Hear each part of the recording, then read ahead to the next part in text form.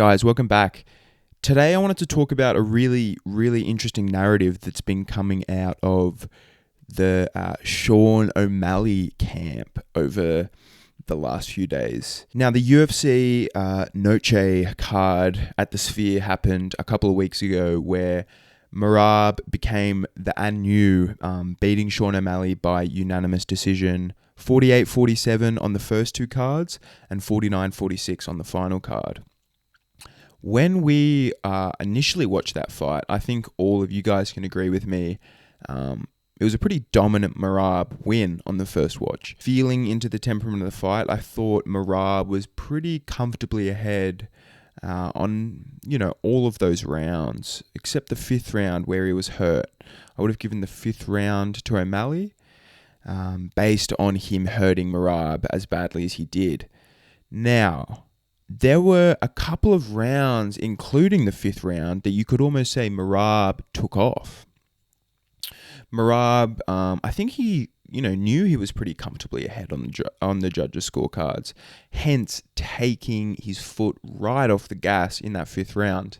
He was able to implement his game plan, really, really well. If you even look at the first takedown, he was able to grab on O'Malley. How he was able to ground him and start to implement his pace and pressure from the very first round. Now, the way fights are scored currently in MMA is round by round basis.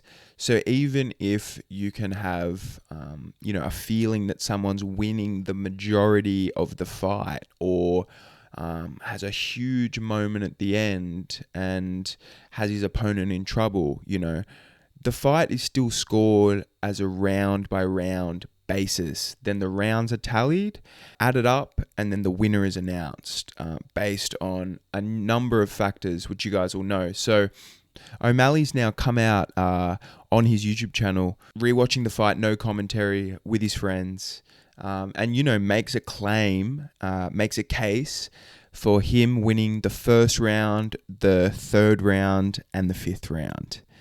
Now, the amount of blowback that he's received online for this comment has been absolutely nuts. I think I know that O'Malley is an absolute marketing genius. His shtick he did the exact same thing after his first loss against Chito Vera. And when he's able to generate controversy, it's more numbers, it's more people discussing him. And he's able to, continue to stay in the media and in the limelight, even after losing stock. How much have you seen Merab talked about in the media since this fight? The whole narrative's been all O'Malley. Him coming out with a claim like this, I don't even know if he's serious. Like, the guy could genuinely believe that.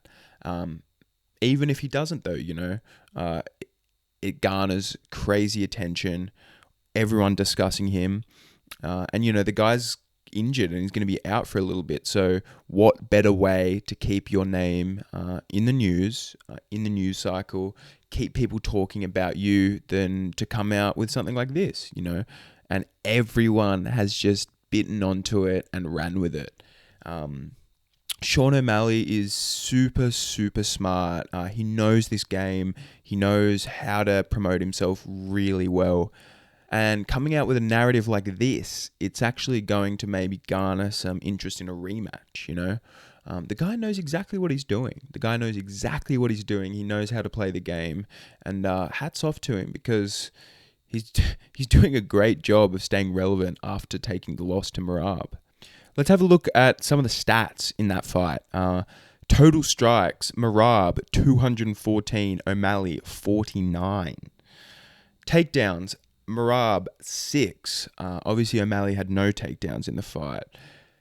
Control time, Merab had over 10 minutes of control time. Guys, the fight is supposed to be scored on damage. That's the number one criteria in the rule book.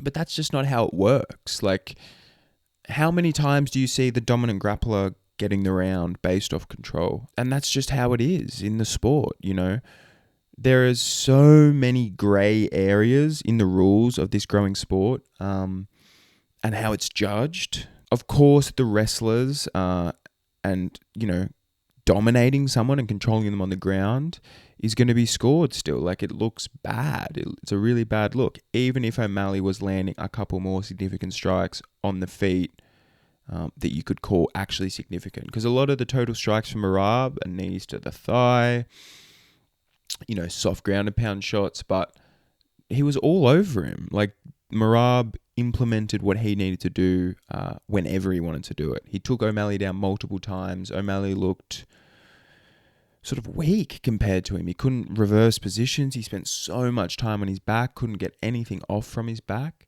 and had a couple of okay moments on the feet. A really good moment on the feet with that long teep in the 5th round, but definitely not enough to score him the fight. But like I said, he's an absolute genius. We're all talking about him. The kid's a superstar. He's going to continue to grow and rise, I think, even after a loss to Merab like that. And you can tell how much it stung him, so he's going to be hungry to keep working. He's going to be very hungry to keep working. Thank you guys so much for joining me. I really appreciate if you could like, comment, subscribe, and I'll talk to you all soon.